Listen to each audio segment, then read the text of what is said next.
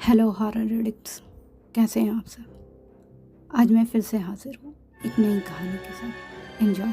महेश बहुत सालों बाद अपने पुश्तैनी मकान में वापस आया था। वो मकान किसी हवेली से कम न थी। बिजनेस में लॉस के बाद ये घर बेचने के अलावा कोई चारा नहीं बचा था उसके पास। गांव की उबड़ खाबड़ कच्ची सड़कों से होती हुई कार घर के सामने आकर रुकी।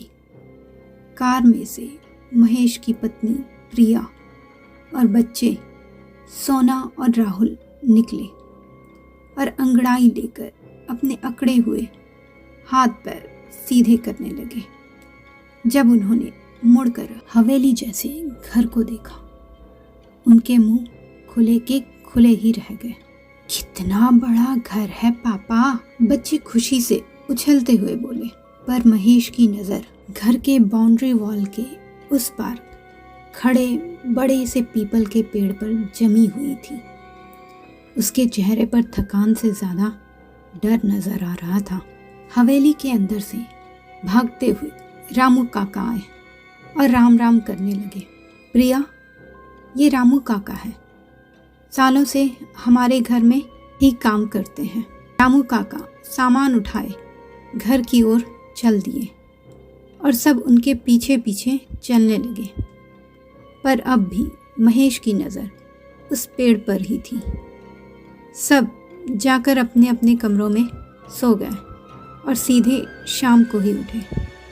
शाम की चाय की चुस्की लेते हुए महेश ने कहा, रामू काका, इस उम्र में भी इतना काम कर रहे हो, किसी और को रख क्यों नहीं लिया हाथ बटाने को? रखना तो मैं भी चाहता था बाबू, पर कोई माने ही ना तो क्या करूं। कहते हैं किसी चुड़ैल का साया है यहाँ। चुड़ैल का नाम सुनकर सबके कान खड़े हो गए और सब रामू काका को ही ताकने लगे। सबको सीरियस होता देख महेश ने झट से बात बदल दी। क्या काका, आप भी कैसी बेकार की बातें कर रहे हो? जल्दी से खाना लगाइए, बहुत जोरों की भूख लगी है। खाना खाकर सब बाहर बैठकर ठंडी हवा का आनंद ले रहे थे। बड़ा सुकून भरा वातावरण था। पापा, उस पेड़ पे चुड़ैल रहती है? राहुल के सवाल पर महेश ने चौंक कर उसे देखा। नहीं बेटा, ऐसा कुछ नहीं है, महेश ने घबराते हुए कहा। पर रामू काका तो कह रहे थे कि उस पर चुड़ैल है, वहाँ मत जाना। अरे नहीं, रामू काका तो मजाक कर रहे थे, पर पेड़ के पास मत जाना। पर पापा, इससे पहले कि राहुल कुछ और कह पाता, प्रिया ने सबको सोने के लिए बुला लिया। सब आराम से सो रहे थे कि ठीक 12 बजे महेश की नींद किसी आवाज से खुल गई। वो उठकर बैठ गया तो उसे कमरे के सामने किसी के चलने की आहट हुई। वो ध्यान लगाकर सुनने की कोशिश करने लगा। तभी उसे लगा उसे कोई घूर रहा है। उसने कमरे में नजरें दौड़ाई तो जैसे ही उसकी नज़र खिड़की पर गई तो कोई साया वहां से फट से गायब होता दिखा। वो उठकर खिड़की के पास गया और बाहर देखने लगा।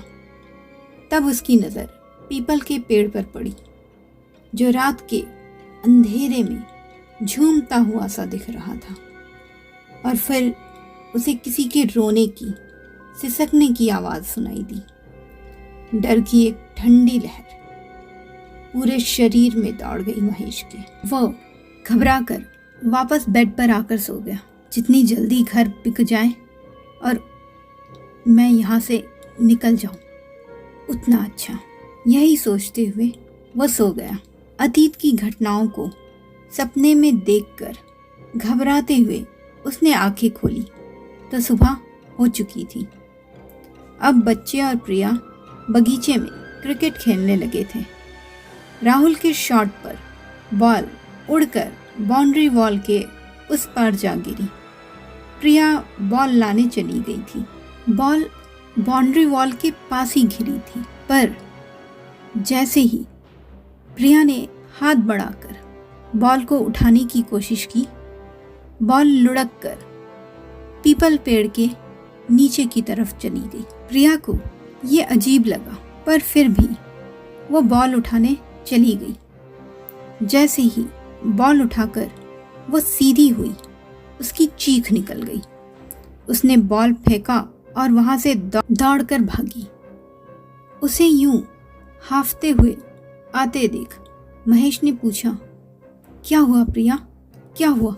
उस पीपल के पेड़ पर एक भयानक चेहरे वाली औरत बैठी है। उसके बाल बिखरे हुए थे। उसकी आंखों से खून के आंसू बह रहे थे। उसके लंबे नाखूनों से खून टपक रहा था। वो मुझे एक खौफनाक मुस्कान के साथ घूर रही थी, प्रिया ने घबराते हुए बताया। ये सुनकर सबके डर से पसीने छूट गए।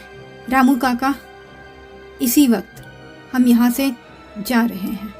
हमारा सामान गाड़ी में रखवा दो, महेश ने डरते हुए कहा। महेश अभी ड्राइविंग सीट पर बैठकर दरवाज़ा बंद कर ही रहा था कि प्रिया चीख पड़ी, महेश, सोना नहीं आई? कहाँ चली गई? कहीं पेड़ के पास तो नहीं चली गई? मैं आता हूँ उसे लेकर। उधर सोना एक रहस्यमय आवाज़ के बस में होकर सीधा पेड़ की तरफ बढ़ रही थी। पेड़ के पास पहुंचकर उसने देखा उसकी माँ पेड़ से बंधी हुई है। सोना दौड़कर पहुंची। मम्मा, ये किसने किया आपके साथ? उसने घबराते हुए पूछा। उसी चुड़ैल ने बेटा, उसी ने मुझे यहाँ बांधा है। तुम प्लीज़ मुझे छुड़ा दो। हाँ करती सोना ने रस्सी की गांठें खोलनी शुरू की तो प्रिया के चेहरे पर एक खौफनाक रहस्यमय मुस्कान उभरी। जैसे ही उसने लास्ट गांठ खोली, महेश उसे आवाज़ें देता हुआ वहां पहुंच गया। सोना, तुम यहाँ क्या कर रही हो? तुमको मना किया था ना यहाँ आने से। पापा, मैं तो मम्मा को छुड़ा रही थी। चुड़ैल ने उन्हें यहाँ बांध दिया था। ये कहती हुई जब वो मुड़ी तो कोई नहीं था वहाँ। वो घबराते हुए इधर उधर देखने लगी। क्या कह रही हो? मम्मा तो कार में है। और क्या तुमने सारी गांठें खोल दी थी? महेश ने घबराते हुए पूछा। हाँ पापा। ओह माय गॉड, भागो यहाँ से। दो चमकती लाल आंखें पेड़ पर से उन्हें देख रही थी। रामू काका, वो चुड़ैल आजाद हो गई है। उसने सोना से खुद को छुड़वा लिया है, महेश ने घबराते हुए बोला। बाबू, तुम बच्चों को लेकर जाओ यहाँ से, मैं देखता हूँ। अभी कार थोड़ी आगे बढ़ी ही थी कि एक जोरदार चीख ने महेश को ब्रेक दबाने के लिए मजबूर कर दिया। पीछे मुड़कर देखा तो रामू काका का शरीर पेड़ पर लटका छटपटा रहा था। महेश उन्हें बचाने को भागा, पर उसके पहुंचते ही रामू काका के प्राण पखेरु उड़ गए। वो समझ गया क्या हो रहा है। वो वापस कार में बैठा और स्टार्ट किया तो इंजन में से धुआं निकलने लगा। उसने दोनों हाथों में अपना सिर पकड़ लिया। वो फंस चुका था और बहुत बुरी तरह फंस चुका था। तो मित्रों, कैसी लगी आपको ये स्टोरी? इसके आगे क्या हुआ? कौन थी वो चुड़ैल? वो क्यों महेश के परिवार को जान से मारने की कोशिश कर रही थी? इन सारे सवालों का जवाब जानने के लिए इसका अगला भाग ज़रूर सुनिए। और अगर आपको ये स्टोरी पसंद आई तो मेरे चैनल को सब्सक्राइब करना ना भूलें। धन्यवाद।